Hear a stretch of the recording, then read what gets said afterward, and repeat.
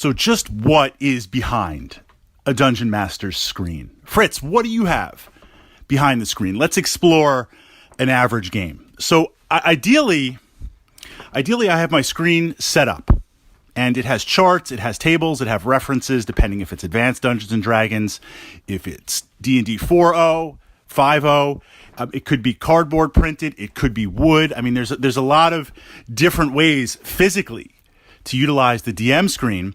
But generally speaking, it's 3 or 4 panes that fold out and provide a physical barrier for you to keep your notes, your miniatures, and your stuff behind. For the players, so they don't pass by and see it.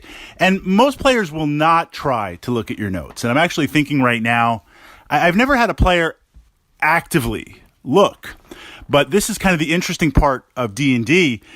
As a dungeon master, as a DM, when there's combat or there's interaction, I'm facing my players.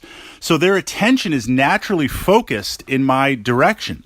If I didn't have a DM screen, there's the possibility that they would see my notes. They would see maps. They'd see the monsters, the encounters that I'm bringing out. On a side note, there have been times when I've not been able to utilize a DM screen for space. At that point, what I'll do is I'll try and pile up a couple of books or just naturally see if I can't sit at one end of the table, can I sit at a corner? But ideally, we'll have the screen set up. Now, I prefer to set my screen up a little bit off to the side. So this way now I have 2 options because I want to engage the players as a DM. And there are times where I want that physical barrier, and there are times where I don't.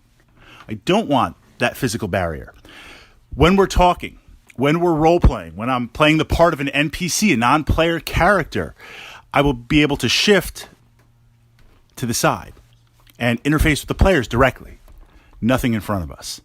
When there's some bookkeeping, when there's an encounter, when there's some map moving, then I can switch behind the DM screen. Now, my setup there is kind of in the center. I have my DM notes, the current place where they are in the adventure. And this could be a map. This could be a couple of paragraphs if I'm freeform describing, or it could be a printed adventure module. I'll have that laid out.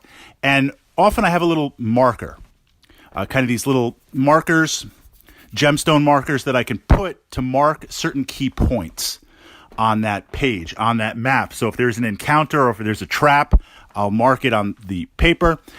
Where they are as they move through the dungeon or the adventure or on the page, I'll move the marker down because I want to interface with my players. I don't want to be looking at this the entire time, but back and forth, up and down looking. I don't want to lose my place. I want to remember where I am. To the left, my miniatures, my monsters, my minions, the challenges, the encounters that the players are going to face if I'm utilizing miniatures. Most games I do. Part of me, that's the Wargamer in me. So we have that set up.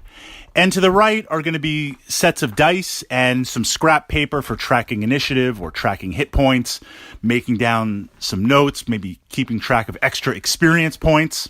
I pushed up last week to the channel here, dealing with experience points, handing out standard experience points in the rule, yet at the same time, encouraging role-playing, encouraging player participation for the level that they feel comfortable, that players feel comfortable, increasing experience rewards on that, using that as a tool of engagement.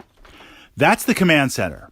That's the setup. And it frees you having a DM, the practical side of being able to look up on the chart and calculate armor class and initiative and encounters. I mean, that helps speed up the game. But the main and primary use of the DM screen is where you can have whatever your system is going to be, you can have everything laid out, ready to go. So as you interact with your players and as something else happens in the game, you can transition back and forth very, very fluidly and very, very seamlessly, not breaking that narrative in the game.